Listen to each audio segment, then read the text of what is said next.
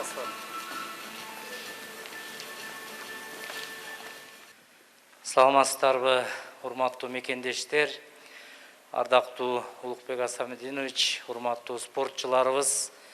Мына бүгүн биз ушу Кыргыз Республикасынын Борбор калаасы Бишкек шаарында алдыдагы дүйнөлүк 32-чи Олимпиадага бара турган, Кыргызстандын намысын талаша турган, сыймыкка бөлөй турган спортчуларыбызды салтанаттуу түрдө узатып атабыз. Мына Кудай буйрса саналуу күндөрдөн кийин дүйнөлүк Олимпиада башталганы турат. Биздин 16 спортчубуз лицензияларга ээ болуп, мыкты жетишкендиктерге ээ болуп, алдыда мына чоң таймашта Кыргызстандын намысын коргоп, желегин желбиреткен турат. Мына биздин мамлекетибиздин желеги мына ушундай спортчуларыбыздын эмгеги менен, күчү менен желбирейт. Андыктан сиздерге арналган бүгүнкү салтанатты ачып жатып, алгачкы сөздү Кыргыз Республикасынын Министрлер кабинетинин төрагасы Марипов Улукбек Асамединовичке берилет. Рахмат.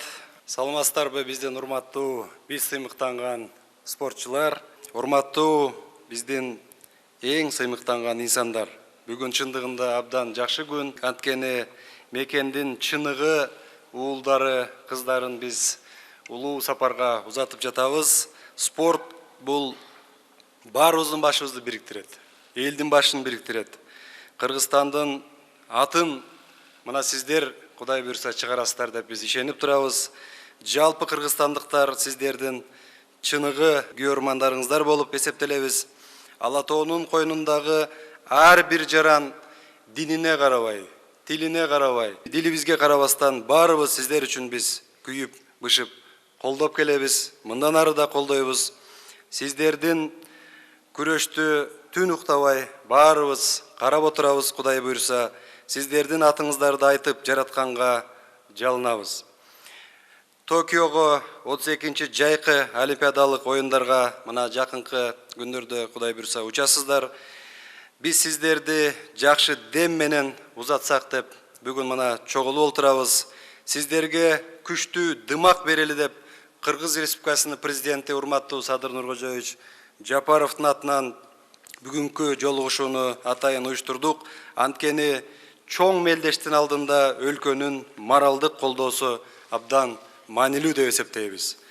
Урматтуу биздин эң сыймыктанган спортчу улан кыздарыбыз. Өзүңүздөр билгендей, биз спортчуларыбызга эл аралык спорттук аренада жеңишке жетиш үчүн зарыл шарттарды түзө баштадык десем жаңылышпаймын. Кыргыз Республикасынын президенти урматтуу Садыр Нуркожоевич Жапаровдун эң биринчи жарлыктарынын бири дагы инсандын руханий, адеп, ахлактык өнүгүүсү жана дене тарбиясына арналган. Өзүңүздөр билесиздер.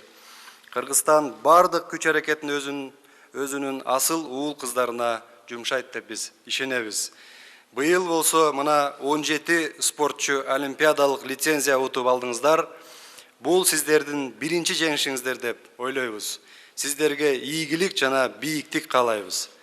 Олимпиадалык оюндар адамдын мүмкүнчүлүгүнүн чегинде ырайымсыз атаандаштык шарттарында күрөшөсүздөр деп ишенебиз. Бирок сиздер өзүңүздөрдү татыктуу көрсөтүп жана баарын татыктуу жеңип аларыңыздарга биз терең ишенебиз. Сиздердин жеңишиңиздер бизде өлкө үчүн сыймыктануу сезимин өстүрөт. Жаштарды патриоттуулукка тарбиялоонун бекем негизи болуп кызмат кылат. Мен ишенемин, Кудай буйрса байгелүү орундар болот. Жана сиздер олимпиадалык ардак секичеге сөзсүз көтөрүлөсүздөр. Кыргыз Республикасынын гимни дагы биз ойлойбуз, Кудай буйрса ошол жерде ойнолот. Урматтуу биздин сыймыктар, сиздер үчүн ири суммадагы мамлекеттик колдоолор көрсөтүлмөкчү. Спортчулар үчүн биринчи орун үчүн 10 миллион сом, экинчи орун үчүн 7 миллион сом, ал эми үчүнчү орун үчүн 5 миллион сом.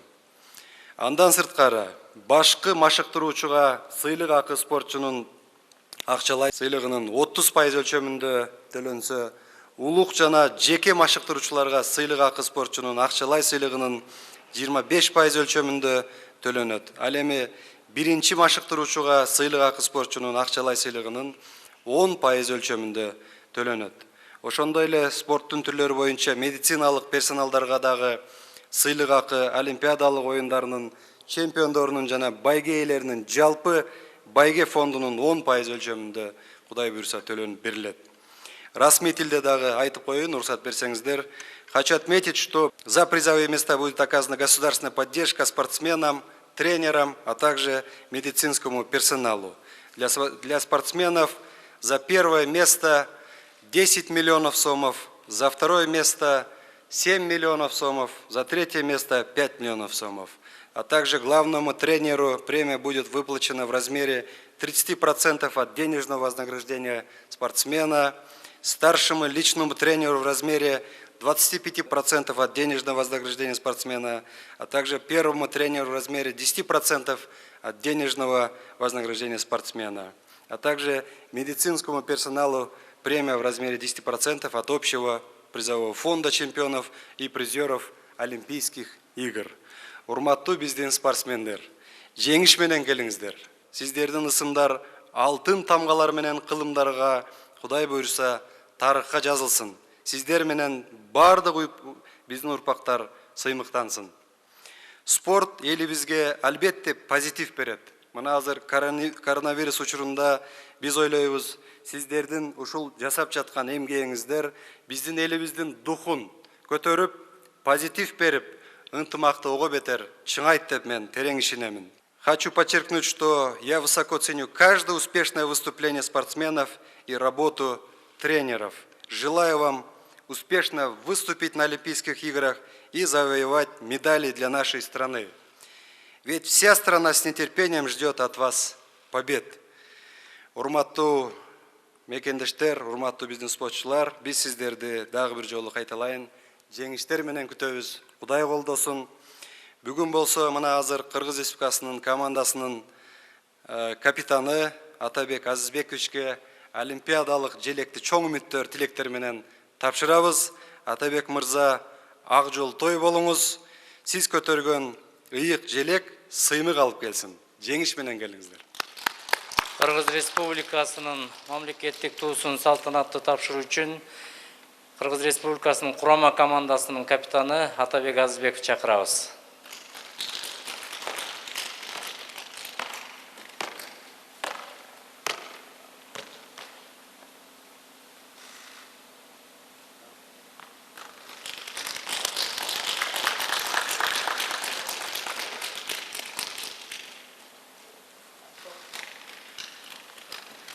Урматтуу Улукбек Асамович, сизге дагы курама команданын белеги бар экен, тапшырып коюуга уруксат этиңиз.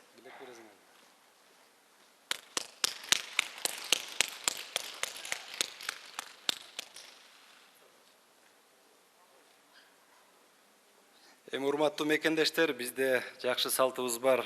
Бизде мына арабызда эң легендардуу аксакалыбыз отурат. 40 жыл болуптур Кыргызстанга ушул алтын олимпиадалык медалдын келгенде.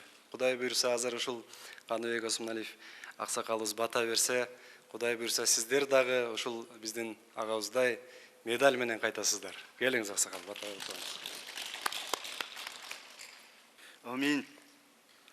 О жараткан Алла өзүң колдоп, президентибиздин, биздин Кыргыз элинин каалаган, ойлогон максаттары жолдоп, элибиздин, президентибиздин батасы колдоп, алтын медаль алып келип, Кыргыз элин кубанткыла. Бардыгы өзүңөрдүн колуңардар. Манас атабыздын руху, духу колдоп, күмүш коло алтын медаль алып келип, Кыргыз элине даңктуу кайткыла. Амин. Айтканыңыз келсин, урматтуу Каныбек агай. Şu sizin жолуңузду жолдоп, ушул жерде отурган биздин спортчуларыбыз şu дүйнөлүк олимпиадада алтын, күмүш, коло медаль алып келет деп күтөбүз. Ар бир кыргызстандык сиздерди жеңиш менен күтөт. Şu айтылган каалоо тилектин баары кабыл болсун, ак жолуңар ачылсын, аман эсен жеңиш менен келгиле. Рахмат сиздерге. Кудай колдосун эми. Ийгилик болсун дагы бир жолу, Жакшы. ийгиликке барып келиңиздер, жакшы. Кээ бир балдарыбыз уже кетиптир же.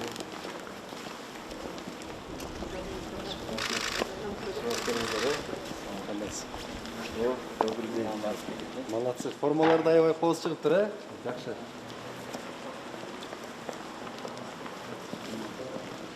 Кудай колдосун эми дагы бир жолу, э? Президентибиз да сиздерге саламын айтты.